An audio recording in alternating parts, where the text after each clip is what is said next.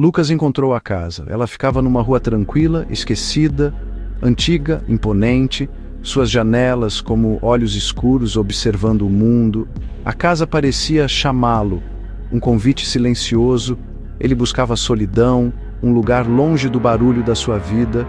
Ele achou que tinha encontrado isso ali. O preço era surpreendentemente baixo, quase um presente. Talvez fosse bom demais para ser verdade. Ele deveria ter se perguntado o porquê, mas não se perguntou, não naquela hora. O antigo proprietário era um senhor. Suas mãos tremiam, sua voz era um sussurro seco, arrastado. Ele falou do sótão. Tem uma porta lá em cima, ele disse, com o olhar perdido. No fundo do sótão, está trancada e deve permanecer sempre trancada. Os olhos do senhor carregavam um medo profundo, perturbador. Lucas sentiu um arrepio percorrer sua espinha, um toque gelado naquela tarde quente. Mas Lucas se considerava um homem prático.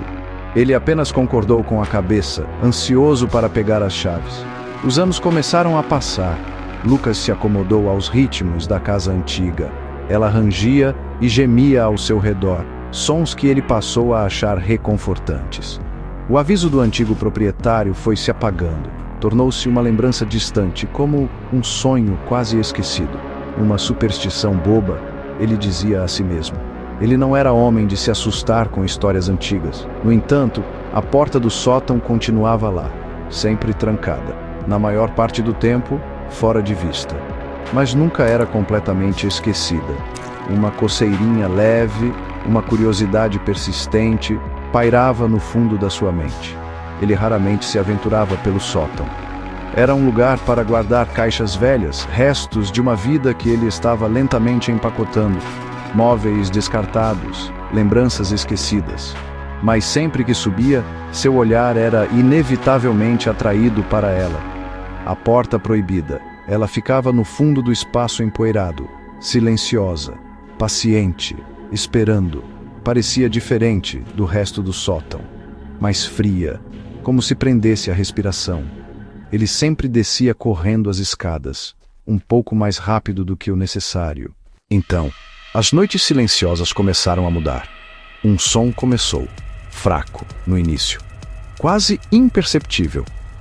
Lucas o descartou facilmente. A casa velha estava simplesmente se acomodando, gemendo sob o próprio peso. Ou talvez fosse o vento, suspirando pelas telhas antigas.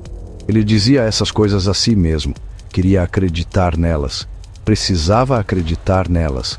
A alternativa era perturbadora demais para se considerar. Ele puxava as cobertas com mais força e tentava dormir, mas os sons persistiam, aumentavam, tornavam-se mais nítidos, mais distintos.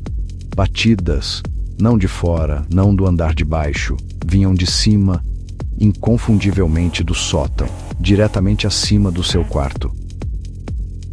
Então os sussurros começaram, tão baixos que ele se perguntou se estava imaginando seu próprio nome, Lucas, expirado como um suspiro, um sopro frio no ar parado da noite, chamando por ele, convidando, Gap 2 O medo chegou, era um companheiro gelado na escuridão, arrepiando sua pele, fazendo seu coração bater mais rápido, mas a curiosidade era sua gêmea inseparável.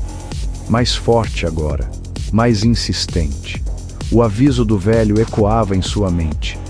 O medo nos olhos do homem, vívido, urgente.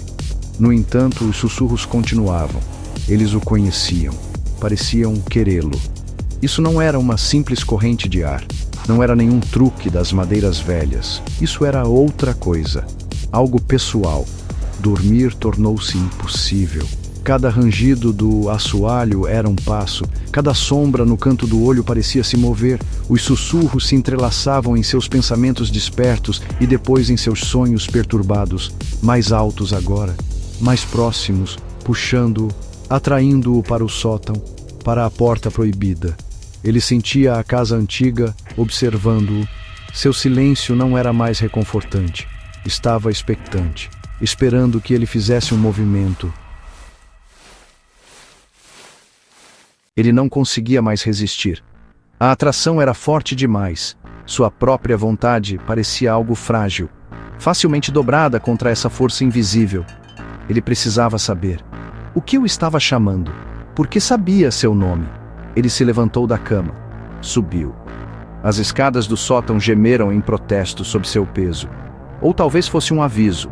Cada passo era pesado. Seu coração martelava contra suas costelas. Um tambor frenético no silêncio opressor. O ar ficou pesado, mais frio.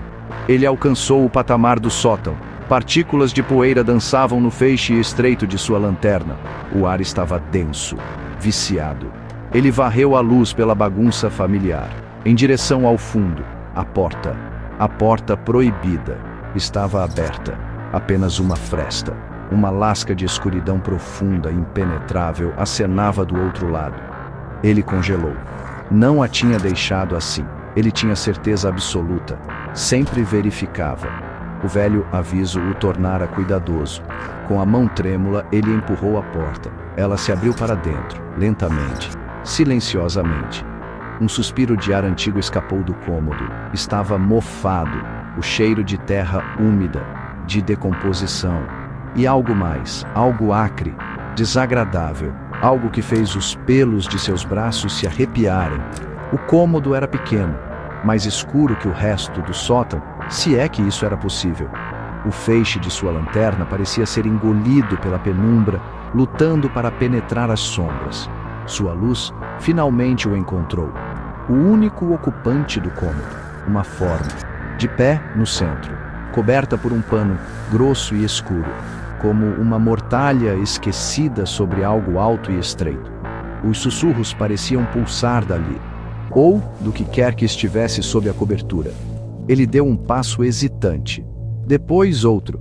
Sua mão tremeu ao alcançar a borda do pano velho e pesado. Ele precisava ver, precisava saber que segredos este cômodo guardava. Ele puxou o pano com um movimento súbito e decidido.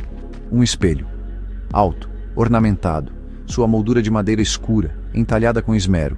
A superfície do vidro estava surpreendentemente limpa, intocada pela poeira que cobria todo o resto.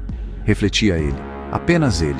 Seu próprio rosto o encarava de volta, pálido, ansioso, olhos arregalados com uma mistura de medo e antecipação. Por um único e fugaz instante, o alívio o invadiu. Um medo bobo. Era apenas um espelho velho, esquecido. Então o reflexo mudou. Sutil no começo. Um piscar, uma distorção. Seus olhos, os olhos dele, começaram a escurecer, perdendo o brilho, tornando-se poças de noite infinita, apavorante. Um sorriso esticou seus lábios. Não o sorriso dele, era frio, predatório, desumano. O reflexo se moveu. Levantou uma mão. Lucas ficou paralisado, congelado por um terror primitivo. Ele não tinha movido um músculo, mas seu reflexo sim, estava vivo. A mão do reflexo atacou, de dentro do vidro, atingiu a superfície com uma força impossível. Rachaduras se espalharam pelo espelho, como raios negros contra um céu de tempestade. O som foi agudo, repugnante.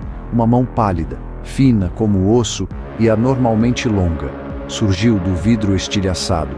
Agarrou seu braço. Seu aperto era como gelo, forte, implacável. Ele tentou se soltar, mas era tarde demais. O frio se infiltrava em seus ossos. Ele foi puxado para frente. Um grito morreu em sua garganta. Um arquejo sufocado de puro horror. Para o vazio frio e silencioso do espelho. Para a escuridão. A manhã chegou. O sol nasceu na rua tranquila e esquecida.